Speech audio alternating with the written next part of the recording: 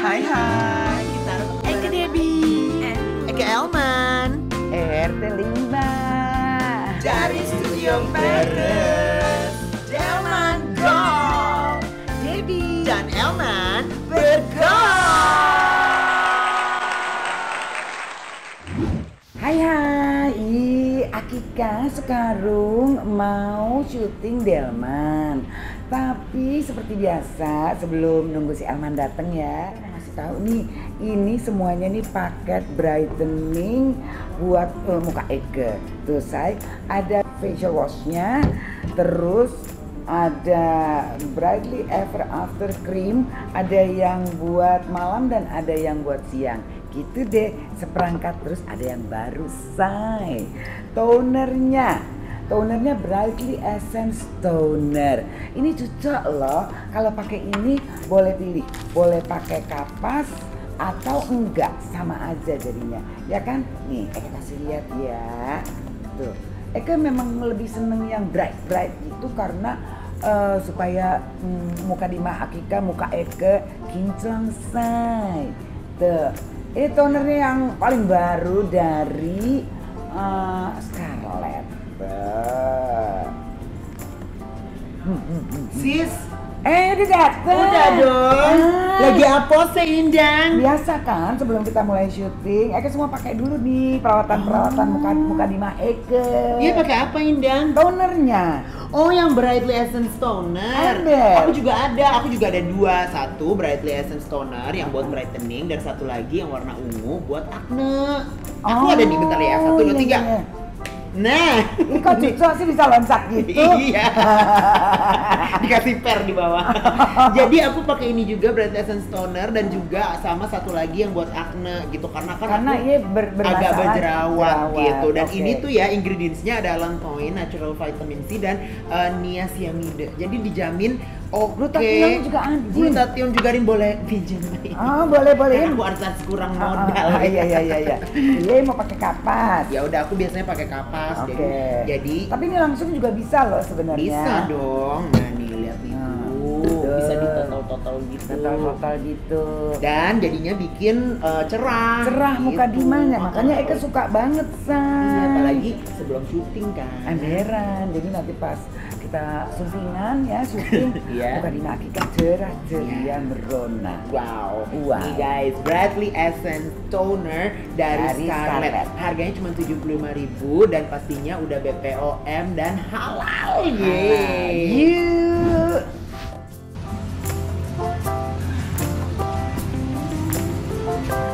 Gue mah jago ya bela diri ya kayak kan gue udah les silat jadi ya pasti gue waduh gue muatai les silat bak jago mah gue. Maaf. Itu kan lupa. Aku lagi les silat jadi aku masih ke bawah Itu silat apa nari? Gue juga tahu kalau silat mah. Lo tau nggak? Ini Gimana? jurus pakai duk.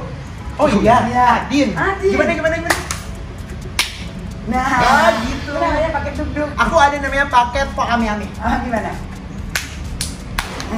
Pakame-ame. Apa kabar sis? Akika bayem, Akika kaget loh Turki dari mobilisasi tadi ya. Pas Lekma, dia lagi gitu-gitu. Eka pikir dia kesurupan mesin dan Enggak, jadi Eke tuh lagi kayak mendalami penjiwaan Eke ya kan? Karena jiwa Eke kan agak-agak pere nih. Tapi Eke umurnya lekes. Tapi ngomongnya gitu. Eke kan lekes. Lakes gitu. Enggak, jadi Eka ngerti sekarang. Dia pasti udah persiapan begini karena bintang tamu kita nanti yang bakalan datang itu ya, aktor warga. Nah, Action. nah, Jadi ya persiapan. iya soalnya kayak aku tuh udah black belt. Black belt. Iya. Sabuk hitam. Sabuk hitam. Sabuk Hitachi. Iya bener, sabuk kelapa semuanya udah gua bawa. Oh. Gitu, Jadi sis. ini udah standby. Benar, sampai ini bintang tamu kita aja nanti nih. Iya. Pelatihannya tau nggak misalnya? Sama siapa? Dia sama pelatihnya. Kita say hi dulu. Hai. Hai semuanya. Selamat kita kembali lagi di Delman Go. Debbie Elman Bergo. kita Adinja di La La Bodega Bodega Grill ya nggak sih? Sambil nunggu bintang tamunya, iya deh kita naik dulu ke atas. Iya boleh deh. Iya. Hai, kali Injang Delman Adin di La Bodega Grill Trogong. Tempat Injang berdiri dari tahun 1978. La Bodega cocok banget buat nongkrong-nongkrong. Siang hari Adin, point open air outdoor. Dan malam hari di lantai 2 Adin bar dan live music. Isinya apose, akustikan 90-an loh setiap Rabu dan Jumat. Makanannya endol-endol deh pokoknya. Jadi kalau mawar nongkrong-nongkrong, cus langsung ke La Bodega Grill Trogong. Yuk. Hai, kita di Delman Go lagi. Yes, Debbie, Elman dan Pietruno Jadi ini yang tadi aku bilang, kan aku jago bela diri. Dia tadi sebelum dia datang dia latihan. Dia kan les dulu. Oh, gue kira les balet. Itu juga. Kalau itu yang sampai lulus, Sampai kalau ini lulus. enggak. Yang ditendang habis itu sama gurunya apa sih tendang-tendang. Soalnya dia nanya kan, emangnya bintang tamu kita ini sapose? Eka bilang, ada bintang laga. Oh, nggak bisa. Eka berarti harus. Tapi BTW ya, bokap Akiku, bokap Eke, itu dia ini Simpe Kempo. Oh, gitu. Emaknya penari, anaknya ikut emaknya yang nari. Anaknya jadinya rempong. Ember. Oke, Pierre, Yes. apa kabar ye? Baik-baik, Say. Baik-baik. Aduh, udah lambret kita tinta ketumbar ya, Say. Oh, udah lama ya. Ember. Gue suka ngeliat aja itu acara Debbie. Oh my god, kapan Eka dipanggil? Pastinya akhirnya ada di sini. Akhirnya ada What di you wish sini. is your comment Iya. ya. I dream of Genie. Mungkin yang angkatan Eke pasti kenal semuanya Pierre Gruno. Aku juga kenal. Oh iya kenal Aku juga ya. kenal. Aku juga dulu kan film-film laga kan penuh mukanya dengan Emberan. belian, gitu. Emberan. Aku yang kayak gila nih keren banget. Gitu. Tapi sebelumnya ya nggak tahu kan karirnya Dese dulu. Nggak tahu. Nah coba Pierre ceritain dong sama kita semua. Waktu dia mengawali karir, orang kan taunya sekarang Pierre Gruno bintang laga, model gitu kan. Iya. Nah coba dulunya gimana ye waktu zaman muda-mudanya dulu. Zaman muda-mudanya Kepikir itu. film, kepikir Enggak kepikir film. Terus lantas gara-gara gini, saya pertama kali tahun 71 tuh main film. Oh, oke. tahun 71. Tahun 71. Itu kecelakaan apa disuruh? Sebenarnya itu kesempatan. Oh, kesempatan. Nah, Orang jadi- positif bilangnya kesempatan, Eke bilangnya kecelakaan. Kayak Eke kecelakaan, TikTok naik ya. TikTok naik di undang-undang TV. Nah, jadi lagi di bengkel ada orang datang. Wah, ini motor boleh disewa. Oh, gue bilang nggak bisa. Di bengkel berarti ya motor. Motor. Moge. Nah, jadi pertama kali saya bikin Harley Chopper. Pertama kali di Indonesia saya yang bikin. Modifikasi. Modifikasi. Oke. Saya bikin itu. Nah, terus tau-taunya salah satu dari produser mereka datang, dia bilang, "Wah, ini motor bisa disewa." Oh, nggak bisa. Nah. Nggak bisa. Ini seperti bini saya. Nggak bakal bini gue pinjemin sama orang. Jadi kalau lu sewa motor, lu mesti sewa sama orangnya. Gue bilang gitu. Iyalah, mesti tangan dia sendiri. Iya, yang nggak pegang. bisa. nggak boleh pegang Nggak orang lain. boleh, nggak boleh. Bininya. Nah, juga itu udah kayak bini gua. Heeh. Kayak gitu. Uang apa-apa lari ke situ. Bener. Bulanan gua dari babe gua sekolah apa sekarang sepotong. Sekolah bayar nyicil. Jadi kayak udah hobi ya. Udah hobi Udah gitu. hobi. Nah, Terus? jadi akhirnya mulailah film. Oh, terus akhirnya dipakai sama Ye. Langsung sama gua dipakai Filmnya apa judulnya masih ingat nggak? Insan Kesepian. Insan Kesepian. Nah, Terus itu dia jadi yang hell drivernya gitu, show yang kayak zamannya dulu lagi top-topnya ini Easy Rider. Nah, film itu kan. Nah, jadi semua pada pakai itu. And Harley. Gitu. Harley. Dan yang paling kinclong itu Harley gua. Oh gitu. Si chopper apa tadi? Chopper Harley. Harley. Saya kasih warna orange. Itu di judul di catnya namanya Orange Pillar. Orange Pillar. Nama catnya, saya masih ingat. Gue bilang ini nih bagus nih. Kata temen gue, keren tuh. Orange Pillar katanya.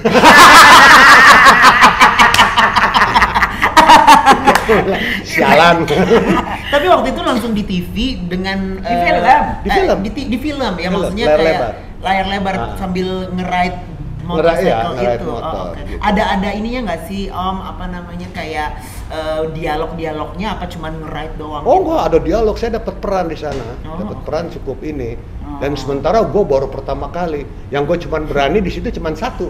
Ya modal berani, mau modal gila. Tapi belum nggak ada background acting. Kagak ada background acting, nggak ada apa, yang ada background preman. Oh, premannya dapet tapi ya nggak sih? Background preman, tukang berantem apa segala gitu. Oh, gitu? Dulu mah kayak galak gue. Oh, galak. Orang kalau ngeliat gue apa lihat-lihat. Ya. Itu juga, tapi apa lo lihat-lihat gitu. Kayak gitu. Jadi ditantang itu boleh main, berani, ayo, berapa lu berani bayar? Iya. Oh, gitu. Gitu. Itu tahun 71, iya apa? SMA? Apa SMA. Kerja? Apa? SMA kelas 1. SMA kelas 1. Dikontrak 2 judul langsung. Ketemu Oh. sama Bambang Irawan gini. Wih, lu keren lu. Ayo kita kontrak 2 film. Gitu. Bambang Irawan tuh almarhum. Almarhum. Bapaknya Ria Irawan Ria dan Irawan. Dewi Iya. Irawan. Ah. Suaminya Dewi. enggak dong. Ibunya Dewi siapa ya namanya? Aduh, nggak tahu. Ya itu deh pokoknya. nanti ada di gambarnya ya. Oke gitu. Oke. Nah, jadi itu judulnya dikontrak 2. Tapi gua di calling jam 6, gua udah siap di depan Jam 6 rumah. pagi? Jam 6 pagi. Motor kan ditaruh di sana. Jadi udah ada jam 6 gua di calling. Tunggu. Dijemput jam 8. Nah. Ya kan? Ya udah. Baru di take jam 2 siang. Iya. Jam 2 siang. Gue bilang kalau kayak begini caranya gue masih bisa sekolah, pulang sekolah gue kemari. Iya benar. Iya kan, gue Iya. bilang kayak gitu. Mau ini aja gitu. Ya. Begitu udah sebulan film kelar, raport keluar kan. Merah deh. Branware. Oh, Branware. Branware tuh pemadam Pemadam kebakaran ya, kebakaran. Say. Jadi rapotnya merah semua, say. Merah. Waduh, gue dimarahin bapak gue. Stop film. Ah. Ya udah stop. Saya bilang ke Bambang Irawan, maaf ya. Gue disuruh stop nih gara-gara ini. Habis lu callingannya nggak ada yang bener. Gitu. Keluarlah. Dari Saya film. dari film. Ah. Terus nggak lama kemudian, ya nggak lama, kira-kira kelas 2, kucuk datang almarhum Fausan Ramon. Fausan Ramon. Fausan Ramon. Siapa tuh? Fausan Ramon tuh model. Dia model juga, tapi dia model, basicnya desainer lah, atau Iya. desainer dari tailor lah, dia lebih Iya, cenderung iya, ke sana. iya. Dan, mau fashion show? Bang, kok mesti ngapain? Ya kan? Ya jalan di panggung gitu. Wah, gila. Apaan kayak gitu? Preman kayak gue, Preman jalan kayak di gua suruh panggung. jalan, enggak mau. Aduh, tolong deh, udah bagus nanti kalau lu terkenal kayak gini. Terus gua bilang, waktu itu kadar keuangan di rumah masih udah mulai menipis, kendor, karena orang tua udah mulai sakit-sakitan. Akhirnya temen dekat gua, Roy namanya, dia bilang, lu main aja, siapa tahu ya kan, lu jadi bagus. Sama tes mental. Lu kan biasa lihat orang ngeliatin lu, apa lo, kayak gitu kan. Nah sekarang lu tes mental di sana. Iya juga ya, biar gua berani. Oke. Waduh, I got show. Nggak nanya bayaran, nggak. Fashion show nih. Fashion show gua. Oke. Jong ketemu di sana, aduh, Rahadian Yamin, almarhum, Rahadian Yamin Fred model. Daryanto, Model. dulu juga, Fausan Ramon gini, gua pakaian ganti pakaian set, cuman gitu celingak-celinguk ganti celana apa baju, karena kan dia satu dressing room, sama laki sama perempuan, begitu yang perempuan ganti baju, gua senewan ya kan, udah ganti baju, udah siap, biar giliran, oke, set. Nggak bisa bergerak. Pas sudah di panggung. Mau masuk mau keluar gitu. Itu mau catwalk gitu kan. Mau catwalk, mau jalan. Anjing, gua mesti ngapain ya? Gitu. Ini lewat mana? Muter ke mana gitu. Suka-suka lu aja, Fausan. Keluar deh, gua keluar dengan senyum kaku gitu, terpaksa. Jalan, ada show gitu. Udah kelar show, ganti baju. Kamu bagus, kamu mesti banyak belajar lagi. Fred Daryanto ngomong, Rahadian Yamin ngomong gitu tuh. Pulang gak dikasih duit. Gak dapet duit. Cuma di thank you doang, project thank you. Project thank you pertama, ya sudahlah, dikasih baju batik 1. Sementara gue begitu lihat batik, lu batik dah ya. Kayak gitu. Sementara kita zaman dulu kan zaman kaos Lombok, jaket, ya kan. Yang tulisannya hell apa gitu pasti kan. Udah. Metal gitu kan. Terus ya sudahlah biarin gitu. 2 hari kemudian dia telepon di rumah, ditawarin show, ya udah kita show lagi gitu kan. Bayar dong, nggak ada duit nih gitu. Oh iya udah. Masih ingat itu honornya 5.000 perak. Tapi itu 5.000 dulu 5.000 itu tahun 72. 5.000 mungkin kayak 500.000 kali ya sekarang. Sekarang iya, 5.000 anjrit bot. Masih ingat naik bus itu 200 perak. 200 rupiah. Itu naik bus bayar dapat 5.000. Lu tau ngapain? Sama temen gua kita terima honor. Kita ke kafe minum bir. Dengan goceng itu. Ini honor pertama traktir teman. Wah, minum. Akhirnya terus jadi abis itu ya keterusan. Akhirnya terus keterusan. Begitu di tahun 73 boom. Saya di dunia fashion saya meledak. Oh, oke. So jadi sebenarnya dari pertama TV dulu, abis itu ditawarin di dunia film dulu kan ya, film tadi, abis itu fashion, abis itu ditawarin untuk pamannya menjadi bintang laga tuh kapan? Mulai masuk di bintang laga enggak, terus di tahun 74 saya syuting, balik ke syuting, tapi saya tetap fashion. Sama Bambang Irawan, almarhum Sumanjaya. Itu judulnya Lela Majnun. Lela Majnun. Nah, terus saya di film situ. Juga adegan lompat motor kayak begitulah gitu. Nah, dulu tuh Ye untuk peran-peran yang seperti itu Ye lakonin sendiri atau selalu ada? Oh, enggak sendiri. Sendiri. Enggak ada stuntman. Tanpa stuntman. Enggak patah tuh ya. Lompatin motor pakai jembatan. Itu saya ngedesain karena mereka nggak ada yang tahu. Aduh. Nggak ada yang tahu. Jadi saya ngedesain pakai jebur masuk ke kali gitu. Jadi motor-motornya masuk? Sama motor-motor masuk ke kali. Nah itu ada kejadiannya di kolong jembatan Latu Harari yang mau ke Menteng. Latu Harari. Nah di kolong jembatan. Yang di Kuningan situ kan? Jembatannya belum jadi waktu itu. Belum jadi, syuting lah kita di sana. Udah kelar, Sumanjaya bilang, lu oke lo, lu main lagi dong nanti di judul gua. Main lagi di judulnya dia tahun 76 masalah. Nah itu judulnya Sidul Anak Modern. Sidul Anak Modern. Sidul Anak Modern berarti tahun 76 tuh. Tahun 76.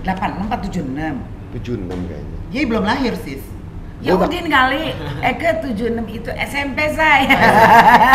Eke belum, kata Desa Eke masih jadi air. Itu udah lulus SMA. Udah lulus SMA. Gitu. Tadi sebelumnya Ye cerita kalau Ye pernah tinggal di Belanda.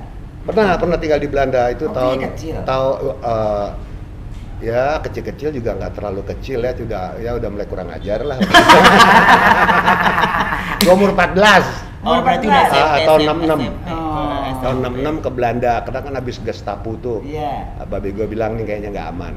Di Indonesia. Jadi di Indonesia tuh babi gue bilang ya udah gue ngedaftar sekolah di Kanada buat perfilman dan pertivian gitu. Babi gue berangkat. Nah kita ke Belanda. Gitu.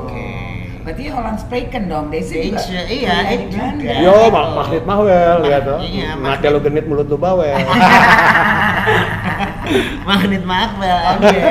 Baru terus Ye balik ke Indonesia lagi. Baru Ye hobi main motor, baru Ye masuk film. Iya, baru motor terus ya akhirnya mulai ada film itu dunia fashion dan sebagainya. Itu terus Ye sepanjang karirnya abis itu Ye model dan film terus. Enggak, film saya berhenti karena waktu itu sempat saya ditawarin Kampus Biru. Kampus Biru itu apa? Film judulnya Kampus Biru. Yang dimainnya sama Roy Martin. Yeni Rahman. Nah, saya waktu itu peran utamanya. Cuman saya sudah kontrak sama PN Sandang untuk show keliling Indonesia. Gitu. Akhirnya saya bilang sama produsernya, kalau lo ngotot mau, oke. Ya, lu bayarin honor gue segini plus honor yang udah di DP-in oleh PN Sandang, lu yang bayarin, balikin. Saya tinggal ganti orang ke mereka gitu sebagai ganti. Mereka nggak mau kasih honor segitu, including ganti gitu. Oh ya, kekecilan. Soalnya kalau saya tur semua lebih gede honornya dibandingin honor film itu. Ya sedih termasuk ke kategori bintang mahal dulu ya. Bener. Terus Eke kenal Pierre itu semasa kita model ya. Model. Tapi dia itu udah duluan. Oh jadi seniornya Jugri. Senior Eke kalau di model, jadi Eke baru masuk gitu. Eke masuk model tuh 80. 80 ya. Tapi kan nih Om nggak ada basic model, nggak ada basic main film, ya kan. Nah terus udah gitu apa sih apa yang akhirnya pengen stay di dunia ini tuh, dunia entertainment ini apa? Karena pertama I'm still good in it gitu loh. Masih ganteng. Sampai sekarang juga masih ya ganteng. Kan? Ya, coba dong lihat bodinya. Coba berdiri yang coba berdiri. Aduh masih oke. Allah, ya kan? Lumayan lah. Lumayan. Umur 33 kayak ada yang teman-teman aku umur 35, 36 bentuknya udah genderang. Saya memang dari muda nggak pernah gendut. Saya nggak pernah. Tapi dia juga punya cara buat jaga badan. Ntar kita urus. Iya, kita tanya itu. Terus jadi di itu apa? Tadi mau cerita itu kan, cerita di dunia model. Oh, di dunia model. Dunia model kan Eke masuk tahun 80. Ya Udah dari tahun 70. Itu sempat pernah kejadian itu saya tur dengan IMA waktu itu, Indonesian Model Agency Tantonon Kabelarang. Jadi ada agensi model. Zaman dulu tuh namanya IMA. Yeah. Indonesian Model Agency. Itu para senior kita kayak Ibu saya Nurmati. sudah di Jakarta, saya udah grup A paling top lah. Grup A tuh maksudnya paling grup keren. A itu dengan Rahadian Yamin, Rima Melati, apa grup itu. Jadinya udah kalau sekarang papan atas dunia gitu. Model gitu. Nah, tapi diantara itu aku masih paling muda dari mereka semua. Gitu. Nah, akhirnya show nih di Makassar. Gitu, di Makassar gini tuh. Wih, kok orang pada kenal gua ya? Kaget gitu. Diketawain sama yang lain. Iyalah, lu kan udah sering foto di majalah tuh beredar. Karena kita dulu patokannya cuma TV. Kita fashion show nggak ada di TV, gitu loh. Jadi akhirnya hanya news aja gitu. Terkenal lu gue gitu. Wow, pada ketawa mereka. Lu tuh bego lo ya. Lu tuh udah terkenal di Jakarta, lu udah terkenal. Oh, gue pikir gue hanya Jakarta aja gitu, si bego ini. Jadi dari situ menekunin terus. Akhirnya gue pikir, ini gue mesti serius. Nah, mulai personality saya rubah, saya nggak jadi tukang berantem lagi, nggak nongkrong di kafe, lihat orang gitu, apa lihat samperin, pukul, udah nggak bisa. Biar kontrol. Nah, mulai dari situlah, mulai saya ngatur diri. Untuk gitu. menjadi seorang top model. Akhirnya muda-muda gue bilang, kayaknya gue nikah aja kali ya, gitu. Biar gue bisa ngontrol, seperti itu. Cukup berhasil. Akhirnya menekuni terus. Gitu. Nah. Mungkin Eka perlu info sedikit di sini ya. Jadi kalau dunia permodelan yang senior kita itu Bruno lah senior kita itu yang masih hidup.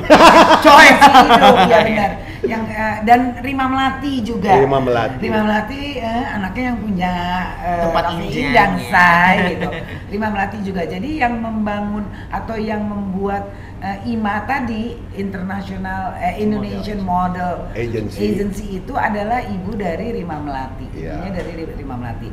Jadi terus terang aja senior model itu angkatannya dari mulai situ, terus akhirnya baru turun ke mungkin buat yang modelnya tahu Oki Asokawati, itu kan? Aku tahu. Ya tahu kan gitu. Nah terus itu juga lifting aku, baru ke yang model yang lebih muda lagi, sampai yang sekarang kalau yang muda sekarang Patricia Girl.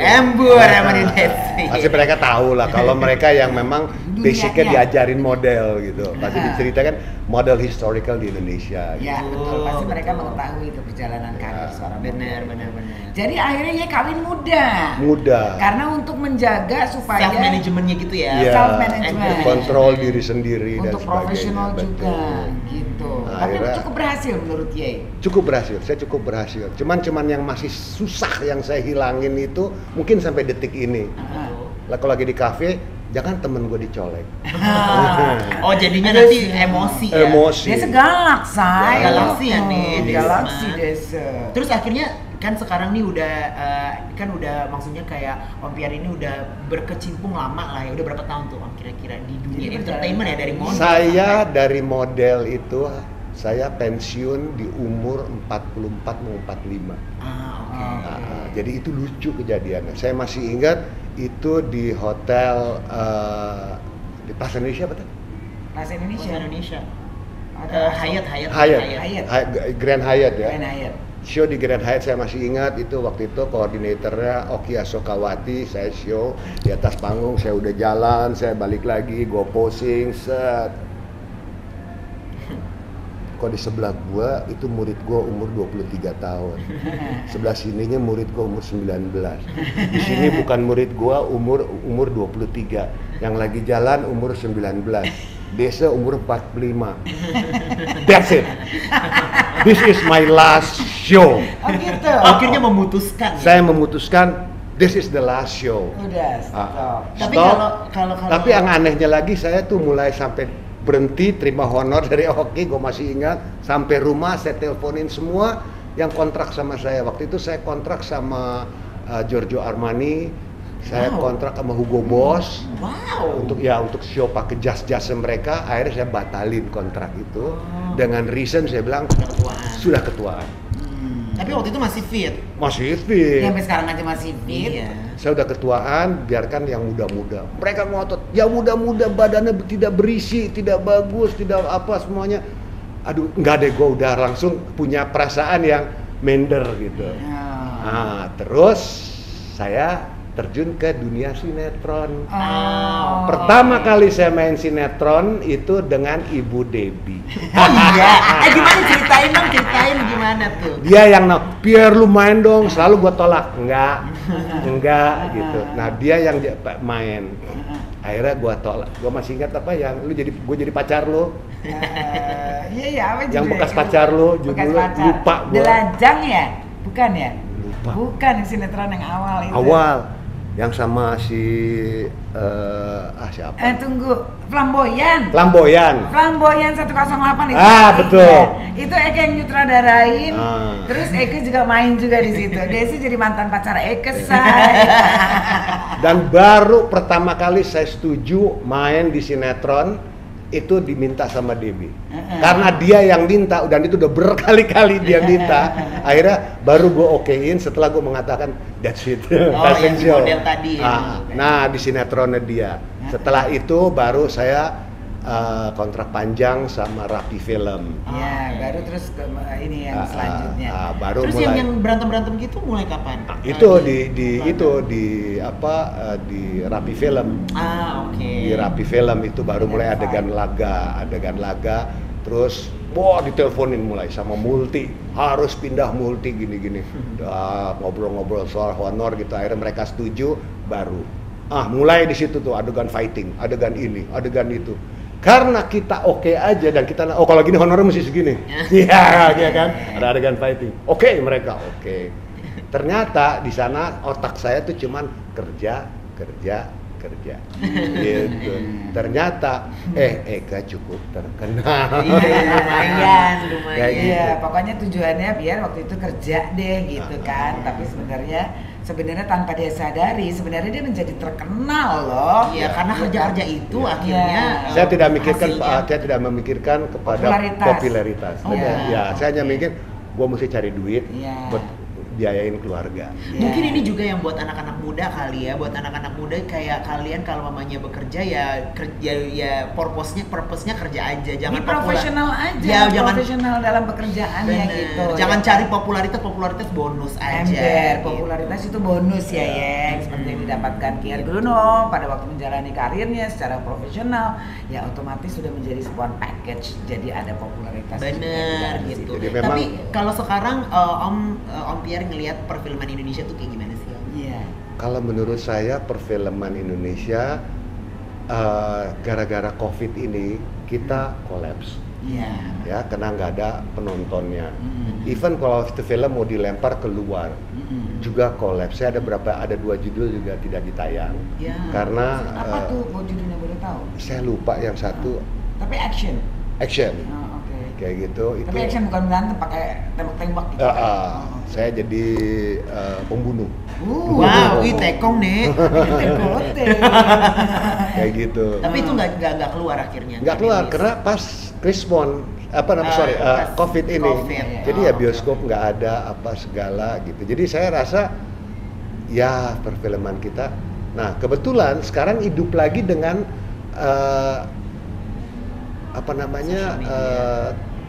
TV kayak di YouTube itu tuh. Iya. Netflix. Iya, Netflix gitu. itu. Nah, sekarang ketolongan itu dengan adanya itu kayaknya running lagi. Sinetron itu juga tetap jalan. Cuman istilahnya orang tidak berduyun-duyun. Karena memang masalah paymentnya lama dari TV swasta. Jadi dia lebih cenderung ke web TV ini.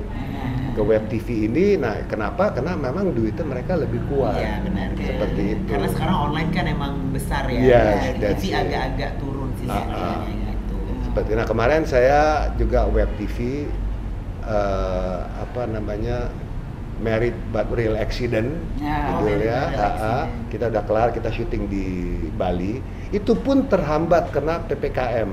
Jadi akhirnya kita yang supposed to be 20 hari saya kelar, jadinya 1,5 bulan. Akhirnya saya ada janji di sini dengan film di sini, Om nggak bisa Om gini-gini. Akhirnya ya nggak main di judul yang satu lagi. Gitu ya, gara-gara PPKM ini rezeki agak serat. Tapi emang semuanya sih ya, semuanya kita juga memang terdampak banget tuh sama akibat dari PPKM. Tapi untungnya sekarang ini sudah segalanya mulai membaik. Mudah-mudahan membaik terus. Supaya kita bisa kembali beraktivitas.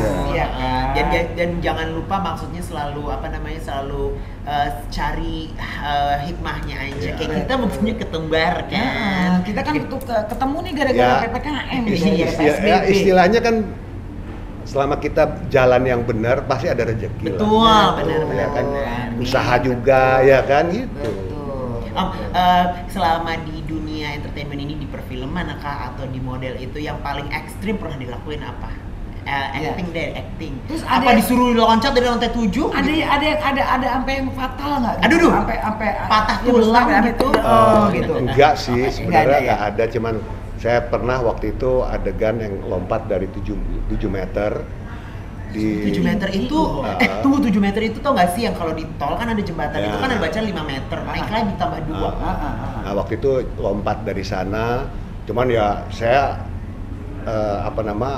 minta persyaratannya gitu, dikasih kardus, bulsak apa segala, saya lompat gitu. Itu masih adegan ekstrim kayak begitu. Cuman pernah kejadian, ya saya nggak sebut orangnya, dia ngatur, karena dia yang ngatur fighting ya. Jadi waktu jumping dia kasih karet setebel ini. Saya bilang saya nggak mau, cukup kardus sama bulsak aja. Nggak bisa lu gini.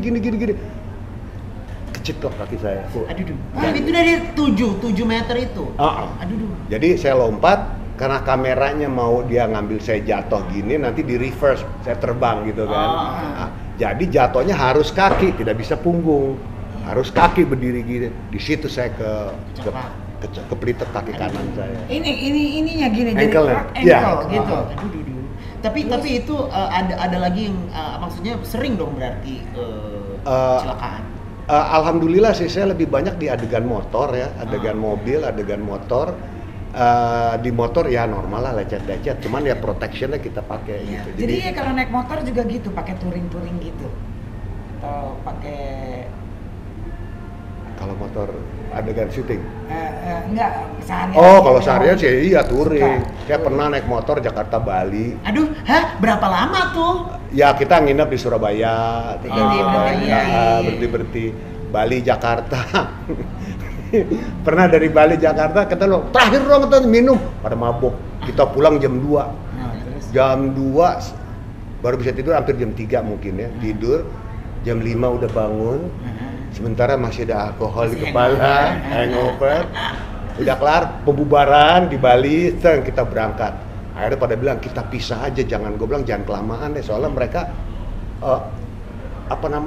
terlalu panjang. Jadi kita kepelanan. Mereka banyak yang baru punya duit beli motor tapi nggak ngerti pakai yang jalan yang benar tuh bagaimana. Jadi kita yang cover mereka tuh kasihan, lama banget. Kita berangkat lah termasuk lakinya Dise. Oh ini lagi ya juga motoran ya. Sama Eka juga dulu main motor. Naiklah kita ke sana. Begitu itu pulang kalau nggak salah di daerah mana jawab dekat apa Brebes atau apa namanya atau Jogja, semasuk Jogja gitu. Itu panas minta ampun. Akhirnya gue udah kayak cicak nyetirnya di mana. Dan sampai kayak gitu. Gitu. Tapi dari Jakarta Bali Jakarta naik motor kan? Naik motor. Nggak dekil ya Om? Dekil and dekuma. Oh, lumayan ya? Lumayan. Tapi tetap ganteng. Kalau kita kan kayak Apa kita? Iya ya. Ya kalau Eka kayak kocan Udin gitu. Jadi yang sekarang kegiatannya apa? Terus kedepannya ya gimana rencana-rencananya? Ya kalau ditanya ya saya sebenarnya sudah ketuaan. Jadi saya untuk ngelepas nggak ada istilah tua lah ya, yang penting semangatnya masih. Oh enggak, maksudnya dengan kalau di film kita okay. dengan posisi kayak ini semangat hidup kita masih ada, tapi tidak seperti waktu kita muda, ya kan? Jadi saya pikir dengan kondisi seperti ini, saya akan terus bertahan di film, gitu. Saya akan terus bertahan di film. Cuman pelan-pelan juga saya sudah mengarah untuknya, udah kepengen ngedirect. Gitu. Memang lebih susah, lebih capek, tapi that's it. Ya saya mungkin kalau dibilang lu ilmu sekolah apa gitu, katanya nggak ada dari praktek, dari berdasarkan kita apa experience dari zaman dulu ke apa, dari mulai film bisu sampai direct sound apa semua udah saya lakukan. Jadi saya pikir I still can do it gitu. Ya kan, kalau masalah kreativitas boleh diadu, boleh diadu dengan mereka teknik apa segala. Cuman kan sekarang mereka maunya lu jadi director, tim lu mana? Nah, tim itu yang saya belum punya. Tapi kalau mau buat film, mau direct film, kira-kira apa tuh? Mau film komedi? Laga, komedi, drama. Saya mungkin kalau di adegan fighting itu saya mesti more discuss lagi sama orang yang director spesial buat fighting, karena itu angle kameranya agak susah. Karena saya kalau dihitung kamera angle saya itu agak wild, jadi nggak ada di sekolahan gitu. Jadi di sekolahan tuh mungkin nggak boleh, nggak bisa gitu, kayak gitu. Oh ini agak out of the box ya? Out of the box. Tetap ada basic-basicnya seperti itu. Tapi mungkin saya akan cenderung lebih ke drama, ke drama, ke apa gitu yang adegan ya pembunuhan atau apa gitu. Jadi masih thriller gitu. Itu kalau komedi bisa gitu. Cuman ya saya tetap membutuhkan figur komedi. Seorang astrada yang benar-benar involved, ngerti banget dalam hal tekniknya. Jadi saya ambil gini-gini, terus dia bilang, Om mungkin nggak bisa teknik gini, akan gini. Those kind of things yang saya butuhkan. Mudah-mudahan aja ntar dengan suasana yang sudah mulai berkembang ini akan ada jalan-jalan ke ini keluarnya nanti. Dan kita diundang, kita jadi bintangnya ya. Jadi kan di dunia entertainment ini kan Om ini sangatlah cemerlang gitu, kayaknya selalu successful, semuanya serba wah gitu kan ya, jadi mega bintang gitu. Ada nggak sih masa kelam gitu di dalam hidup atau di dalam karir atau di masa di dalam percintaan mungkin? Iya, perkawinan. Kenapa mulutnya gede? Wow, ya waktu perceraian saya yang pertama, nah waktu itu kan saya nikah terlalu muda ya, 21 tahun. 21. Pernikahan dini, say. Pernikahan dini. Nah, terus saya waktu cerai itu saya umur 32, 33. Oke. Seumuran Eke. Ada anak? Ada anak 2, perempuan, laki. Nah, terus di situ kebetulan saya berusaha untuk surviving, nggak show seperti orang lain itu kerja di kantoran gitu. Oh, sempat kantoran? Iya, kerja di kantoran. Gitu? Iya, saya kerja di Tiga Raksa waktu itu. Tiga Raksa? Sebagai sales manager. Semua kerja. Terus setelah ini kok clash sama bos, makin gak demen. Diberantemin gak tuh bosnya? Enggak, dan gue pelototin aja. Nah udah akhirnya saya keluar gitu. Saya coba mau bisnis, jadi nggak mau di model dulu Iya, lagi. nggak mau di entertain. Iya, coba. Tapi ternyata mungkin saya tuh bukan orang Belakang bisnis, meja. bukan orang belakang meja. Oh. Akhirnya disitulah mulai kacau gitu. Karena perceraian, saya sempat malu untuk ketemu dengan teman-teman karena saya tuh membanggakan, oh bini gue begini, oh bini gue begini. Gitu. Maksudnya pengertian Pengertian, dengan hebat, pekerjaan dia, betul. yang kalau di film syuting ketemu dengan yang Iya. cantik-cantik, fashion show juga gitu. Kayak gitu. Udah akhirnya saya sempat kepukul gitu, kacau. Terus akhirnya mau terjun lagi ke dunia fashion, kok kayaknya belum ada guts di sininya gitu.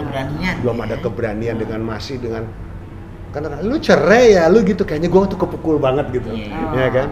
Akhirnya cobalah bisnis. Saya masih ingat saya jual-jual untuk hidup makan gitu, saya jualin sound system apa ini ya, karena motor saya jual semua. Akhirnya kok habis melulu akhirnya kan gitu. Akhirnya udah saya coba, udah deh saya ngobjek gitu. Ngobjek tuh ngapain tuh? Ngobjek kayak apa? Ngobjek Jual tuh- beli mobil, ada orang beli kerjaan ya, apa apa aja, aja gitu. serabutan.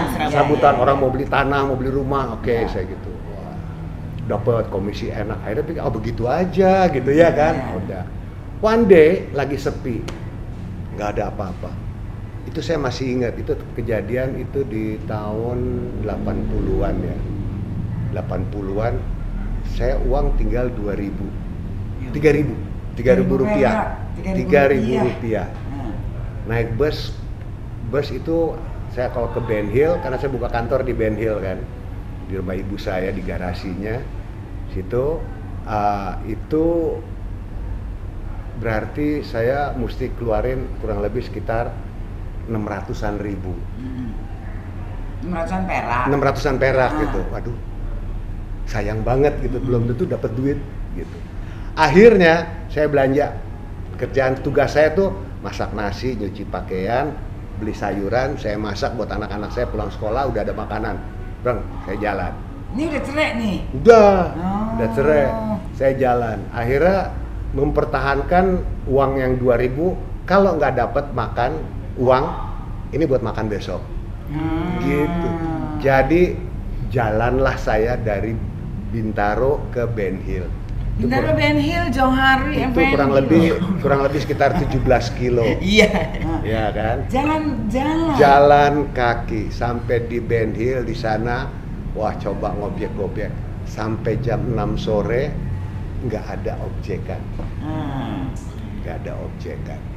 Akhirnya pulang jalan kaki lagi. Jalan kaki lagi sudah. Pagi-pagi tugas rutin seperti biasa, nyuci pakaian anak, bikin nasi, beli sayuran 1.000 ya kan. Udah masak tahu tempe. Pakai sampai detik ini di rumah saya harus ada tahu tempe supaya mengingat waktu zaman saya susah cuman bisa beli tahu tempe, nggak bisa beli ikan, boro-boro daging. Oh gitu ya, jadi ya ngurusin anak-anak juga. Ngurusin anak-anak juga semua itu. Mulai nggak dapet belanja, jadi berarti uang tinggal 1.000 kan. Pergi lagi jalan kaki ke Ben Hill. Besokannya start ngobjek gini. Alhamdulillah dapat objekan, jual beli mobil, dapat 500.000. Komisi ya. Dapat 500. Kalian pikir saya dari Ben Hill naik taksi? Enggak, simpen tuh duit, naik bus. Naik bus, turun naik bus, 2 kali naik bus sampai dekat rumah itu 600 perak. Ya. Jadi saya simpen di situ. Akhirnya mulai saya sembahyang, saya bilang, saya cuma bilang waktu itu sama Tuhan, Engkau belum mengizinkan saya untuk berbisnis, atau mungkin saya bukan orang yang tepat untuk bisnis. Langsung saya bilang, mulai besok berikan saya kekuatan untuk kembali ke dunia model. Kembali ke dunia model. Nah di situ saya telepon Mbak Chami. Macamnya saya mau show lagi Samsi Darisa. Samsi Darisa, ya itu pemilik Studio One. Studio One. Agency juga. Itu mulai dengan honor 40.000. Sedih rasanya. Karena dianggap saya sebagai orang baru lagi kan. Saya dibayar honor itu 40.000. Sakit hati. Karena terakhir honor saya sudah 750.000. Terakhir di zaman IMA itu udah 750.000 show malam. Tapi akhirnya dikasih 40.000. Dengan hati sedih saya bilang, oke, saya terima kenyataannya. Saya terima itu honor 40.000. Sampai naik lagi, sampai saya bisa kembali ke posisi paling atas lagi. Nah itu, berarti saya sumpah. Mulai detik itu saya bilang saya di rumah harus terus ada tahu tempe. Hanya mengingat bahwa waktu saya susah hanya kebeli tahu tempe. Tapi tahu tempe sehat ya nggak sih? Jadi kita bisa bayangkan perjuangannya seperti apa ya. Nggak semuanya selalu ada bergelimang harta, ya kan? Tapi ada juga masa-masa sulit yang memang harus kita lewati itu dan terbukti di sini bahwa Pierre Gruno sudah mampu melewatinya. Jadi itu menjadi bekal juga buat perjalanan hidup ke depannya ya. Terus berapa lama menduda waktu itu? Mungkin diketawain. Keren berarti ya, duda keren. Saya ngeduda paling lama saya rasa. Paling lama? 19 tahun. 19 tahun? 19 Pasti tahun. sampai anak-anak besar? Udah besar anak-anak semua. Akhirnya ya itu karena ternyata banyak sekali perempuan yang cantik. Jadi I have to try. Jadi artinya mencoba kembali. Jadi saya mulai dengan pacaran di sini, pacaran sama sekali tidak ada niat mau married. Terus one day pernah saya pulang syuting, I feel empty. Pulang anak-anak yang belum pada pulang, gitu, yang satu kuliah, jajan sama teman apa. Saya pulang sendiri nonton TV. Masak sendiri, apa sendiri, ada pembantu. Tapi kalau udah kemalaman kasihan kan. Jadi pikir-pikir, wah, kayaknya butuh pendamping. Nyarilah, nggak dapet yang benar. Begitu giliran nyari yang benar pengen-pengennya, akhirnya forget it. Lupakan semua. Gitu. Toto dapet. Gitu. Jadi nggak ekspektasi tiba-tiba dapet. Kayak gitu. Ya sudah, lu mau ngomong apa? Jadi menjalani kembali perkawinan. Oke. Terus masih lanjut bahagia deh. Terus dapat anak satu. Gitu. Terus masih lanjut. Apanya lanjut? Sekarang bubar lagi. Tapi happy kan sekarang, bahagia kan menjalani kehidupan. Saya jalanin aja kehidupan semua kayak nerima apa adanya. Udah kita jalan aja, udah nggak usah dipikirin kok. Ntar tambah keriput gua. Iya benar. Renda udah banyak. Iya benar. Jadi artinya jalanin aja. Jalanin aja. Kehidupan jalanin, jangan terlalu dipikirin. Kalau dipikirin tuh makan hati. Makan badan semua jadi jalanin, jangan dipikirin saya. Adanya depres nanti ya. Terus satu lagi nih, menjaga kesehatan Ye. Dengan kondisi Ye seperti sekarang ini tetap masih sehat, masih tetap seger. Saya selalu mengatakan sama orang, ya, yang kita butuhkan pertama itu untuk tubuh kita, saya masukkan ke nomor 1, yaitu cukup tidur. Cukup tidur dengan kualitas tidur yang baik. Ya. Nah, tidur kita itu kalau bisa non-stop, jangan bangun. Karena kalau kita bangun, jeleknya di hari tua. Makanya orang tua perhatikan, tidur 2 jam bangun, ntar tidur lagi bangun lagi gitu. Nah itu nggak boleh, itu keganggu tidurnya. Jadi harus tidur set. Makanya itu kan dokter bilang kalau umuran seperti kita antara 6 sampai 8 jam. Ya toh. Nah, saya ambil di tengah-tengahnya 7 jam. Tapi 6 jam udah oke. Kalau saya tidak ada olahraga, maka saya akan tidur dengan 5 jam cukup. Tapi kalau olahraga nggak bisa. Olahraganya apa? Saya golf. Wow. Nah, dulu kan nge-gym, ya toh. Nah,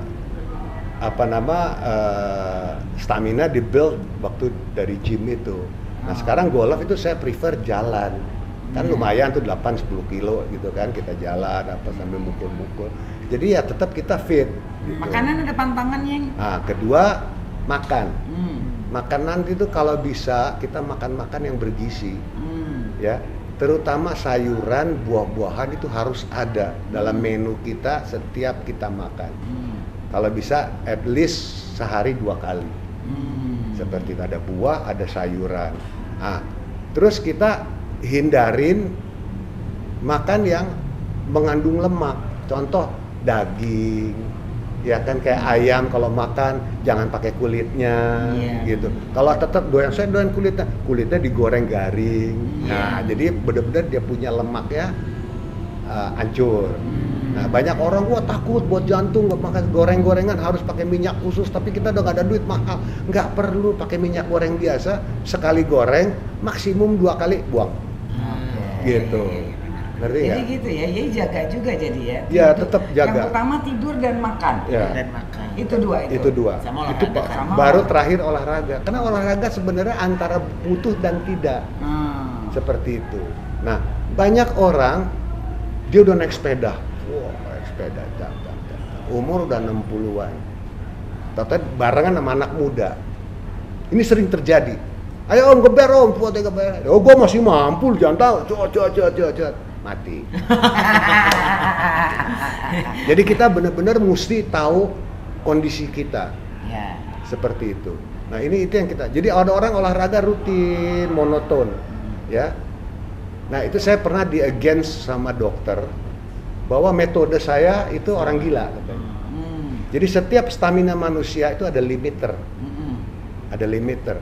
Nah, maka itu kan ada target umur sekian, irama jantung lo tidak boleh sampai sekian kalau lagi olahraga. Ini maksimum. Itu namanya limiter. Nah, limiter ini perlu kita tembus. Jadi contoh misalnya kayak saya nih, umur segini, gue nggak sebut angkanya. Begini, itu limiternya adalah saya di 128. Nah, saya lari 128. Dalam waktu sudah 1 bulan kita jebolin itu limiternya. Kita hajar sampai 130, 133. Just 1 or 2 minutes turun lagi. Ntar balik lagi, ntar naik lagi. Ntar limiternya kita kuat. Jadi nanti jantung kita itu jadi kuat. Nah, terus kan kita olahraga, limiternya dijebolin. Ini jantung butuh oksigen kan, butuh makanan. Dia kan keluar jalur-jalur baru karena dia butuh, dari sini nggak cukup. Nah, itu yang bikin kita jadi sehat. Oke, kalau gitu. Jadi itu ya, mudah-mudahan bisa menjadi inspirasi kan ya, sosok seorang Pierre Gruno. Dari muda sampai sekarang masih tetap kelihatan handsome say. Oke ya, kalau gitu terima kasih sekali. Yes, sama-sama. Take care. Mudah-mudahan kedepannya nanti apa yang diinginkan, cita-citakan semua bisa terlaksana. Amin. Jadi director ya. Dari director. Oke.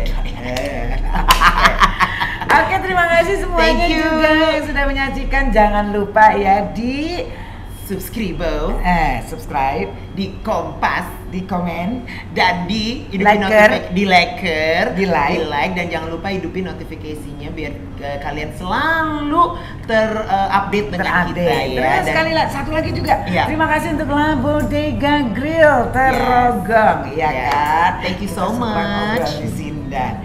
Thank you. Bye bye. Devi Dan Elma. dan Pierre Gruno. Hai semuanya. Aku sekabaret kawan nuas semuaranya kalua mawar belajio bahasa gaul listik belalang kupu-kupu Kama Sutra Injang di Tokopedia.